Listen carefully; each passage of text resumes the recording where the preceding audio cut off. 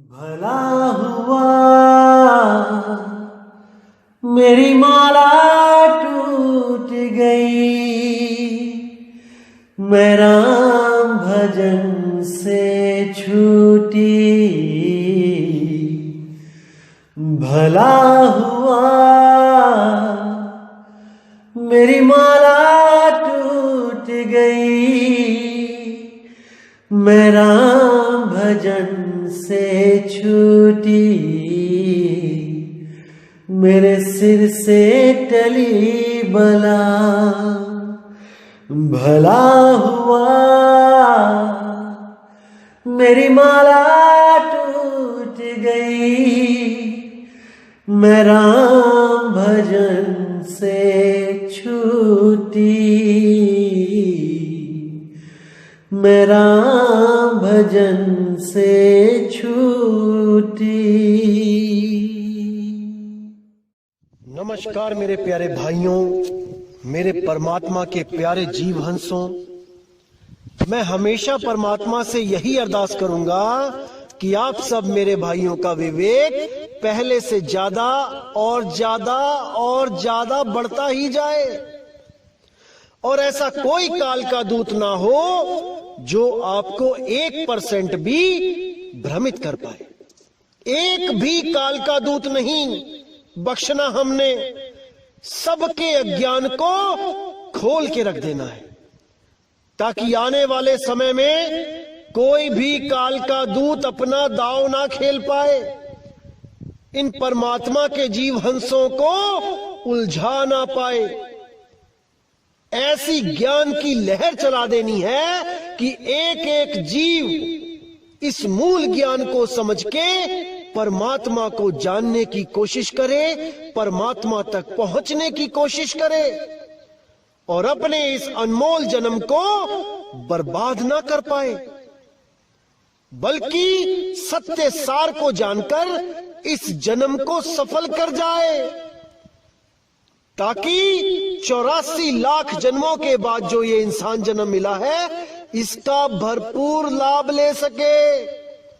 गलती से भी अगर इस जन्म में चूक हो गई तो मेरे भाई अगली बार कोई आपका साथ नहीं दे पाएगा। आज जितने ये काल के दूत आपको भ्रमित करने में लगे हैं, इसके पीछे बहुत बड़ा राज है। कबीर साहब ने कहा था, जहां कबीरा करे गुरुआई वहां निरंजन द्वंद मचाई, कि जहां पर सत्य का प्रचार होगा, जहां पर सतगुरु सत्य कबीर के मूल ज्ञान की बात चलेगी, वहां पर निरंजन अपना खेल खेलेगा। वहां पर काल के दूत पूरे जोर शोर से विरोध करेंगे उस मूल ज्ञान के प्रचारक का, उस मूल ज्ञान के दाता का। इसीलिए मेरे भाइयों, आज सब के सब इस मूल ज्ञान के खिलाफ बोल रहे हैं, इस मूल ज्ञान को झूठा सिद्ध करने में लगे हैं, और वो भी केवल वाणियां दिखा दिखा के। जैसे मैंने 103 नंबर सत्संग जो मैंने कल भेजा था, उसमें आपको मैंने दिखा दिया कि नीर शीर का निबेड़ा कैसे करना होता है।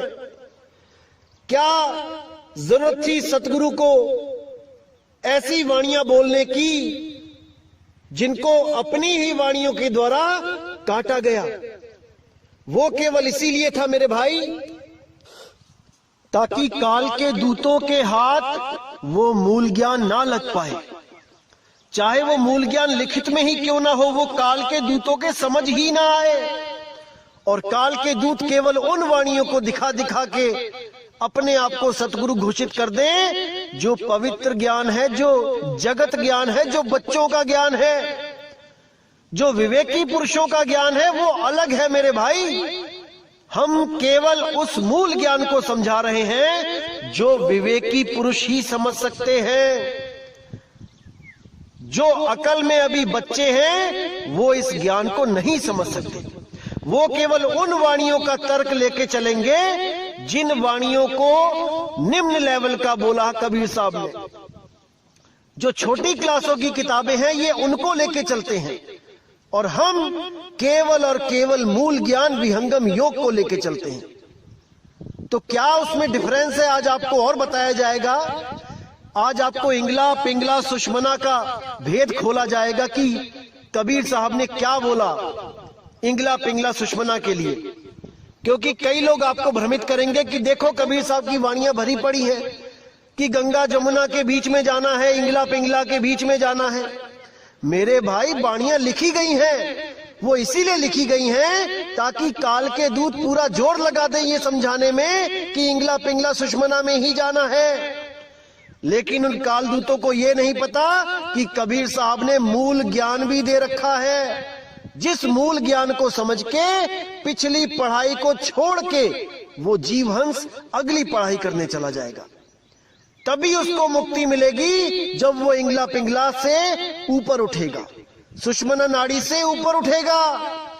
जो भी गुरु आपको कहता है कि सुषमना में ध्यान लगा दो, वो काल का ही दूत है। और YouTube चैनल भरे पड़े हैं इन काल दूतों से, जो आपको कबीर वाणी ही दिखा दिखा के सुषमना में जाने का ज्ञान देंगे। लेकिन आज आपको इस रहस्य से पर्दा उठाया जाएगा कि कबीर साहब ने इंगला पिंगला सुषमना के लिए क्या बोला, उन साधकों के लिए क्या बोला जो इसमें ध्यान लगाते हैं।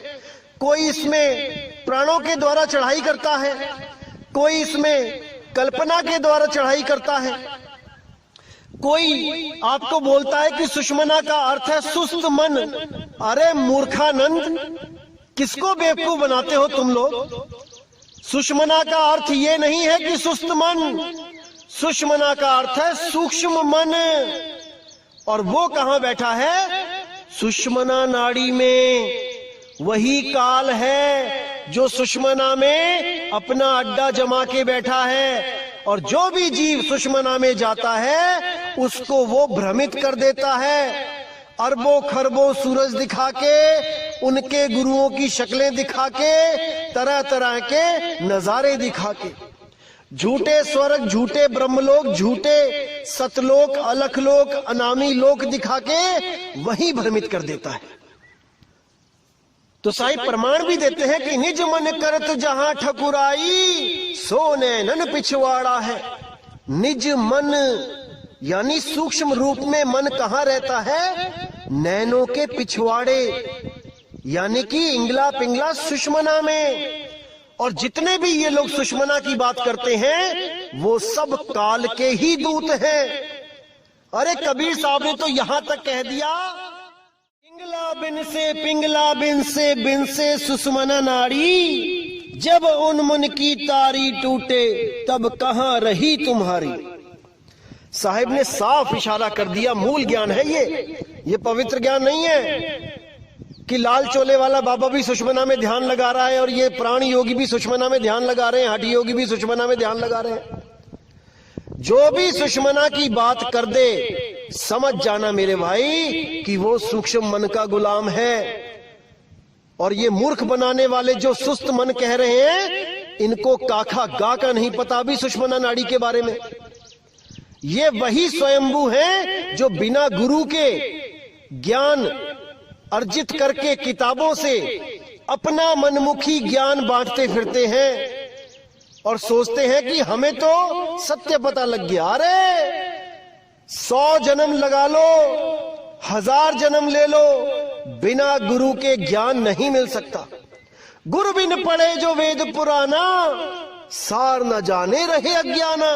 साहिब साफ कहते हैं कि बिना गुरु धारण किए जो भी किताबें पढ़ता है, ग्रंथ पढ़ता है, वो केवल अक्षर ज्ञान तक जा सकता है, भेद ज्ञान नहीं प्राप्त कर सकता।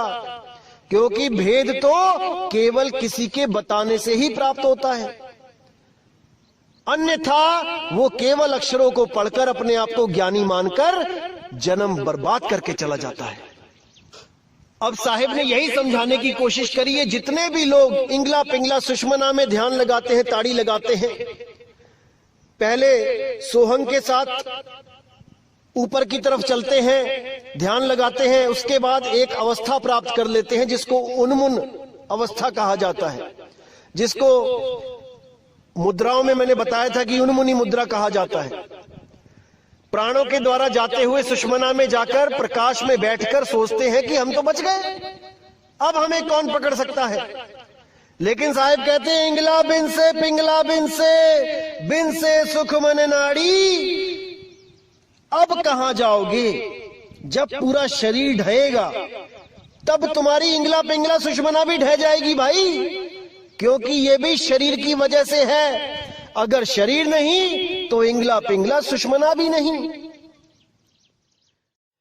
इसीलिए साहिब कहते हैं जब यूं मन की तारी टूटे। अभी तो श्वासों का अजपा जाप करके चढ़ गए, चढ़ाई कर ली सुषमना में और सोचने लगे कि मैं बच गया। लेकिन कहते हैं जब उन मन की तारी टूटे तब कहां रहे तुम्हारी, तब तुम्हारी सुरती कहां रहेगी। आज तो तुमने सुषमना में चढ़ा ली, लेकिन जब शरीर छूटेगा तब तुम भी गिरोगे, क्योंकि तुमने श्वासों का सहारा लिया है। और जब शरीर खत्म होगा तो श्वासें भी खत्म होंगी और तुम्हारी सुरती जो श्वासों में रमी हुई थी वो दोबारा गिर जाएगी, क्योंकि वो निराधार नहीं हो पाई। इसीलिए साहिब ने बोला इंगला पिंगला सुषमना त्रिकुटी सबको धाम, नी अक्षर श्वासा रहित ताकर भिन्न मुकाम। कि जितने भी ये अज्ञानी हैं इंगला पिंगला सुषमना और त्रिकुटी में जाने की बात करते हैं, जितने भी हैं, इनका धाम काल लोक है, ये काल के मुंह में जाएंगे। लेकिन नी अक्षर श्वासा रहित, उस नी अक्षर की जो साधना करेगा, जो श्वासा रहित, जिसमें श्वास की जरूरत नहीं पड़ती, वो केवल सुरती के द्वारा प्राप्त किया जाता है। नी अक्षर श्वासा रहित ताकर भिन्न मुकाम, उस मुकाम को, उस भिन्न मुकाम को बिरले जीव पहुंचेंगे, बहुत कम लोग पहुंचेंगे वहां तक। बाकी सब के सब इसी त्रिकुटी में इंगला पिंगला सुषमना में जाकर भ्रमित हो जाएंगे, उस काल के मुंह में चले जाएंगे। तो इन भेद की बातों को कोई भेदी सतगुरु ही बता सकता है, ये आम जीवों के बस की बात नहीं है मेरे भाई। और मुझे तो हैरानी होती है कि ये लोग कितने रंग बदलते हैं। पहले ये लोग कहते थे कि श्वासों के बिना बात नहीं बनेगी, श्वास ही सार है, सोहंग ही सार है। अब हमारे सत्संग सुन सुन के अब कहने लगे हैं कि वो सार शब्द एक रस है, वो बदलता नहीं है, वो एक धुन है। और कौन सी धुन बता देते हैं आपको? जो आप कान बंद करके या फिर 2 ग्लास अपने कानों पे रख लेना, दोनों ग्लास कानों के ऊपर जैसे ढक्कन लगाते हैं वैसे रख लेना, एक आवाज आएगी आपको झींगुर की तरह, जो टूटेगी नहीं, लगातार चलेगी।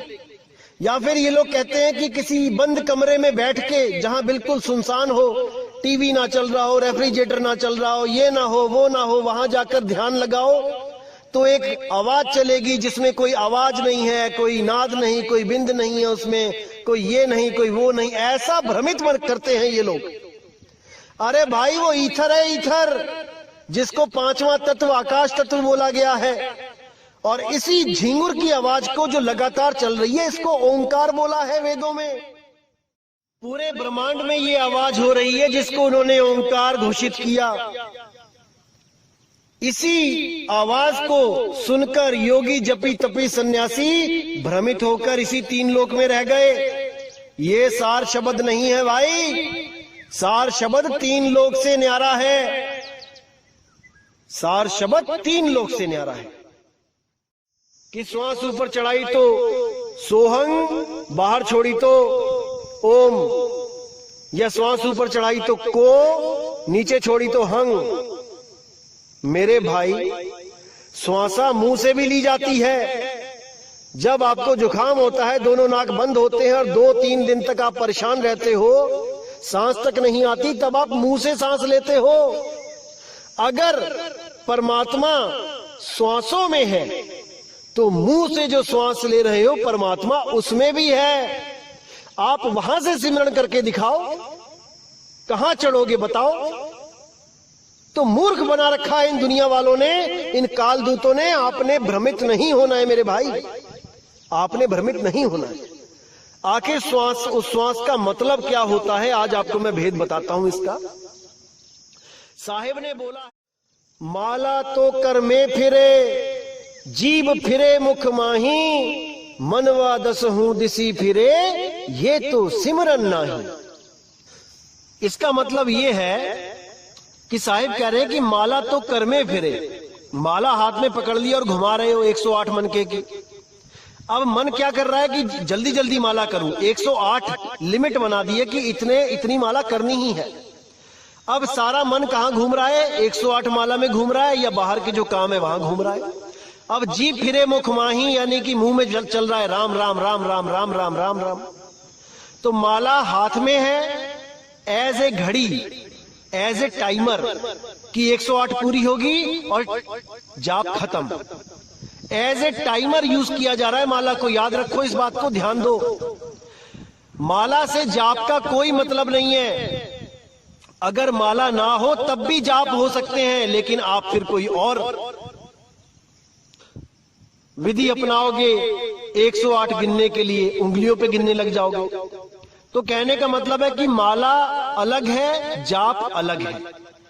माला नहीं भी होगा, जाप तब भी होंगे, चाहे वो उंगलियों पे होए, चाहे वो और किसी विधि से होए। तो माला अलग है और जाप अलग है। बिना माला के भी जाप हो सकता है। आप बिना माला लिए जाप करो, राम राम राम राम राम राम राम जपते रहो शाम तक, माला की जरूरत ही नहीं पड़ेगी। माला केवल इसलिए ली जाती है कि आपको पता लग जाए कि 108 हो गए हैं कि 1008 हो गए हैं, और माला का कोई रोल नहीं है। इसी तरह जब श्वासों की बात आती है तो कबीर साहब ने बोला है कि माला श्वास उश्वास की, फेरेंगे निज दास, 84 भर में नहीं कटे काल की फांस। अब यहां पर साहिब ने बोला है कि तुम माला फेर के टाइमर लगा लिया तुमने, ये तो तुम ऐसे कर रहे हो जैसे एहसान कर रहे हो परमात्मा पे कि मैंने इतनी माला फेर ली तेरी, मुझे मुक्ति चाहिए। अरे मेरे भाई, जब तक आप लिमिट में उसको याद करते हो, जब तक आपकी सुरती कहीं और भी जाती है, आपकी सुरती भटकेगी। इसीलिए अभ्यास के लिए साहिब ने बोला कि 24 घंटे 8 पहर सुरती को वहां स्थिर करो, उसका सिमरन करो। इसलिए उन्होंने श्वास उश्वास बोल दिया माला की जगह। माला भी टाइमर है, श्वास उश्वास भी टाइमर है। माला खत्म हो जाती है लेकिन श्वास उश्वास सारी उम्र चलता है। ये केवल एक संकेत है कि 24 घंटे सिमरन करो, 8 पहर सिमरन करो, ना कि श्वासों पे सिमरन करने लग जाओ कि माला के अधीन ही हो जाओ कि माला है तो सिमरन है, माला नहीं तो सिमरन भी नहीं। मूर्ख बना रखा है इन लोगों ने। अब साहिब कहते हैं, श्वास श्वास में नाम ले, व्यर्थ सांस मत खोए, अब ना जाने इस श्वास का आवन होए ना होए। वो तो स्वयं कह रहे हैं, पता नहीं सांस आएगी ना आए। इन श्वासों में जब तक ये श्वास चल रही है नाम जप ले। आज तुमने नाम लिया, कल को तुम्हारी मौत हो गई तो एक दिन में तुम कितनी श्वासें कर लोगे? 21,600 सांसें हैं। 21,600 सांसों पे नाम जप के क्या तुम्हें मुक्ति मिल जाएगी? मिल जाएगी तो बता दो कि 21,600 सांसों में मैं नाम जप लिया तो मुक्ति मिल जाएगी। लेकिन अगर सुरती शब्द को पकड़ ले, वो एक पल में भी पकड़ सकती है भाई। अगर वो एक पल में भी उसको पकड़ ले तो वो मुक्त है, उसको बांध नहीं सकता कोई।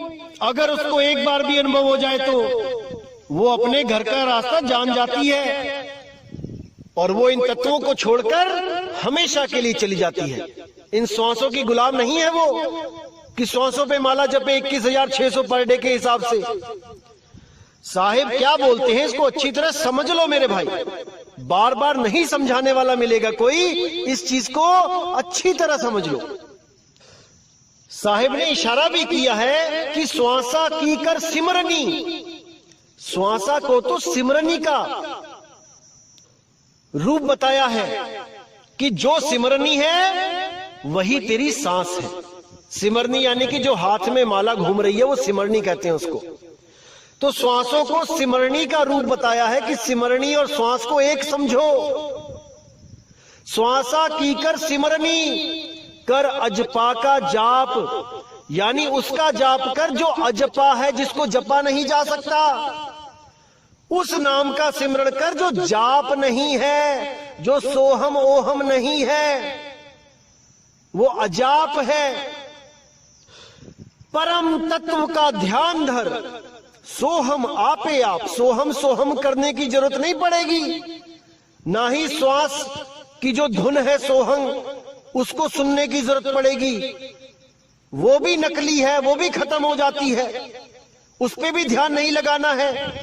जो श्वास अपने आप चल रही है, सोहंग की आवाज आ रही है जो ऑटोमेटिकली, वो भी नाशवान है।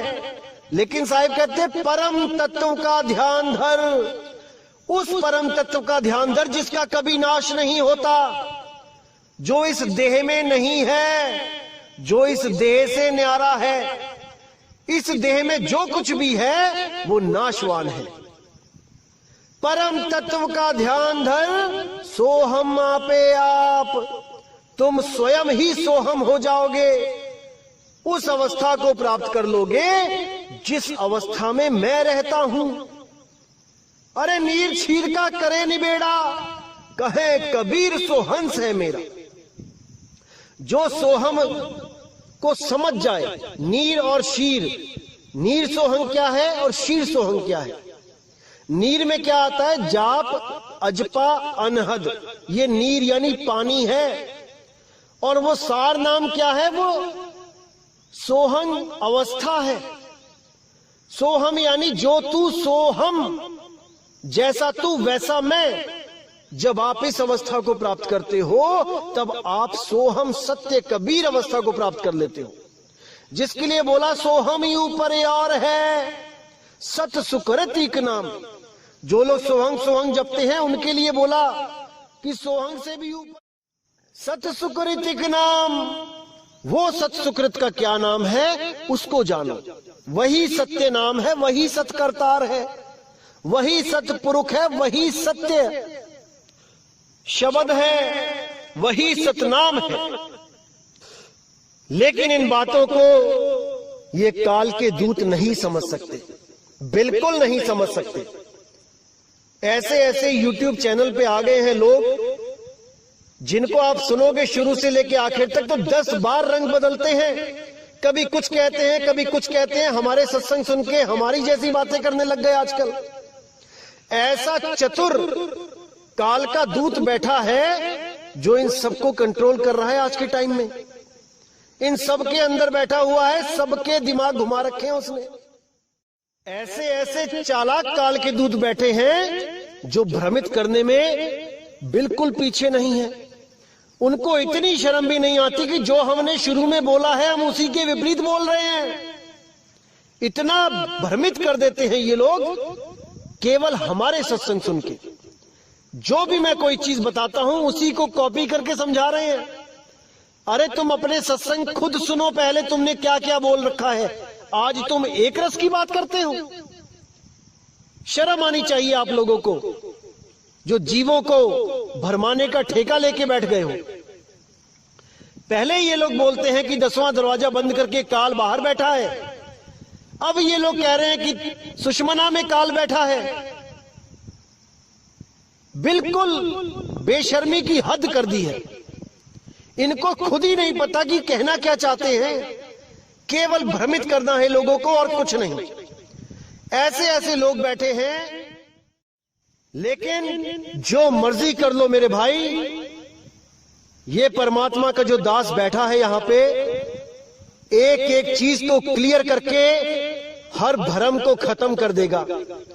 बिल्कुल इस भ्रम में मत रहना कि तुम एक भी जीव को उलझा पाओगे। अब समय आ चुका है कि सत्य ज्ञान घर घर में जाएगा, घर घर में बोध विचार होगा और लोग सत्य नाम को जानकर उसके साथ जुड़ेंगे, अपना आत्म कल्याण करेंगे। अब ज्यादा दूर नहीं है वो दिन जब पूरे संसार में केवल सत्य नाम का डंका बजेगा।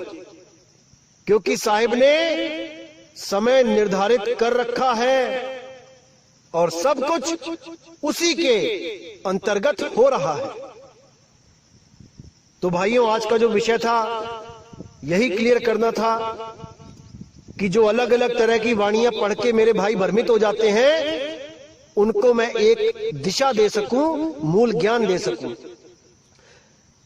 बाकी लोग क्या करते हैं, पहले मूल ज्ञान की वाणी रखते हैं। एक जगह मैं देख रहा था सत्संग में किसी के, उसने सबसे पहले ये वाणी रखी कि इंगला बिन से पिंगला बिन से, और उसके बाद क्या करता है, उसके बाद पवित्र ज्ञान सामने उठा के रख दिया, नीचे की वाणी उठा के आगे रख दी कि नहीं देखो कबीर साहब ये कह रहे हैं, ये करना है। यानी 10वीं कराने के बाद उसको 5वीं की किताबें पढ़ा रहा है। अरे मेरे भाई, 5वीं के बाद 10वीं होती है, 10वीं के बाद 5वीं नहीं होती है। जो वाणी आपने सबसे पहले दिखाई है वो सबसे लास्ट में दिखाओ और बोलो कि ये मूल ज्ञान है। इंगला पिंगला सुषमना को छोड़ो। इन लोगों ने तो यहां तक भ्रमित कर दिया कि संतों का इंगला पिंगला सुषमना कोई और है और हठी योगियों का इंगला पिंगला सुषमना कुछ और है। हद कर दी चालाकी की, मूर्खता की हद कर रखी है इन्होंने। अरे मेरे भाई, इंगला पिंगला सुषमना एक ही है, शब्द भेद होते हैं अलग अलग। इंगला पिंगला सुषमना नहीं हो रही अलग अलग कि तुम्हारी इंगला पिंगला सुषमना और है और साधु संतों की और है और मेरी कोई और है। ये नाड़ी तंत्र सबका एक ही है। किस गलत फहमी में जी रहे हो? तो मेरे भाई, हर चीज को अच्छी तरह समझना है, विचार करना है, विवेक लगाना है, क्योंकि जीव आपका है, कल्याण आपको ही करना है। और मैं तो हैरान होता हूं, एक भाई तो YouTube चैनल बना के बैठा है और उसने एक वीडियो अपलोड करी कि सार शब्द कैसा होता है, आओ सुने, बताओ। और क्या सुना रहा है? जब दूरदर्शन पे कोई सिग्नल नहीं आता होता था दोपहर में लगभग 2-2:30 बजे, जब कोई प्रोग्राम नहीं आता तो एक सीटी की तरह आवाज चलती थी। मैं आपको अभी भेजता हूं, उसको सुनिए। इसको सार शब्द बना के पेश किया जा रहा है। हैरान हो गया मैं देख के कि लोगों की बुद्धि क्या काम कर रही है। अरे क्या कर रहे हो आप लोग? क्यों भ्रमित कर रहे हो समाज को? जब ज्ञान नहीं होता तो बांटा नहीं जाता। पहले खुद तो कन्फर्म हो जाओ, खुद का तो निर्णय करवा लो। दूसरों को निर्णय ज्ञान देने में लगे हैं। आइए सुनते हैं वो कौन सी धुन आजकल YouTube पे चलाई जा रही है, जिसको सार नाम बोला जा रहा है। सार शब्द की धुन बोली जा रही है। हद ही कर दी इन लोगों ने। आइए सुनते हैं।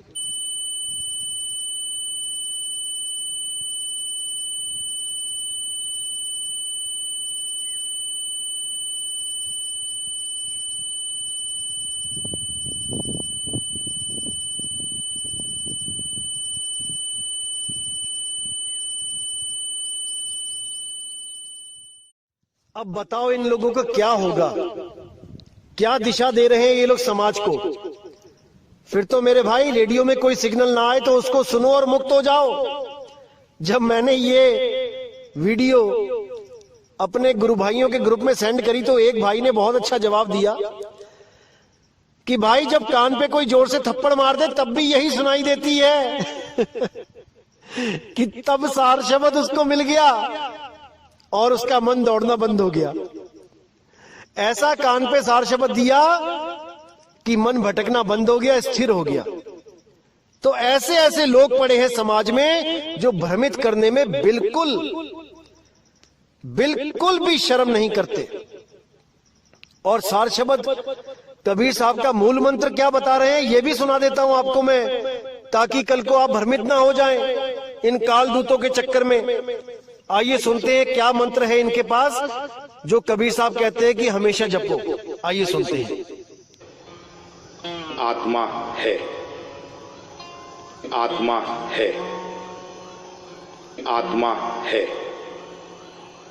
आत्मा है, आत्मा है, आत्मा है,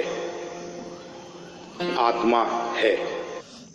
अब बताओ इन लोगों का क्या होगा? मैं तो हैरान हूं कि ऐसे ऐसे लोग भी पड़े हैं भारतवर्ष में। ऐसे ऐसे लोग पड़े हैं, हद हो गई, हद। अरे आत्मा है करके आत्मा मिल जाएगी क्या? ऐसे तो दुनिया में कोहिनूर भी है, पारस भी है, तो लग जाओ जपने। पारस है, कोहिनूर है, मिल जाएगा क्या? पता नहीं क्या सोच के लोग ज्ञान बांटने लग जाते हैं। खैर मेरे भाइयों, आपने भ्रमित नहीं होना है। कहीं भी कोई भ्रमणा आती है, कुछ भी ऐसा होता है, तो आप बेहिचक सवाल पूछ लीजिए। ये दास आपकी सेवा में ही बैठा है, एक एक चीज को क्लियर कर दिया जाएगा। बिल्कुल शर्माना नहीं है, कहीं भ्रमित नहीं होना है। बहुत कुछ बोलते हैं दुनिया में लोग, लेकिन सत्य कोई एक बोलता है। इसीलिए मेरे भाई, बिल्कुल हिचकिचाना मत, हर सवाल का जवाब मिलेगा। सवाल पूछो तो सही। तो मेरे भाई, आज के सत्संग से आपको समझ जाना चाहिए कि मूल वाणी और पवित्र वाणी में क्या फर्क होता है, और साहिब ने कहां पर किस भाव में क्या बोला है, ये आपको समझना पड़ेगा। क्योंकि ये काल के दूत आपको भ्रमित करने में पीछे नहीं है। ये वाणियां दिखा दिखा के ही भ्रमित करते हैं। लेकिन अगर आपने मूल ज्ञान का विवेक वाणी समझ ली, फिर आपको कोई भ्रमित नहीं कर सकता। तो इसी के साथ दोस्तों मुझे विदा करें। जय गुरु बंदी छोड़ वैराग साहिब, जय गुरु बंदी छोड़ साधु शरण साहिब, जय गुरु बंदी छोड़ बाबा मदन साहिब, बाबा गरीबदास साहिब, बाबा नानक जी। जय जय सतगुरु बंदी छोड़ कबीर साहिब की सदा ही जय हो, सदा ही जय हो मेरे मालिक की साहिब बंदगी सतनाम।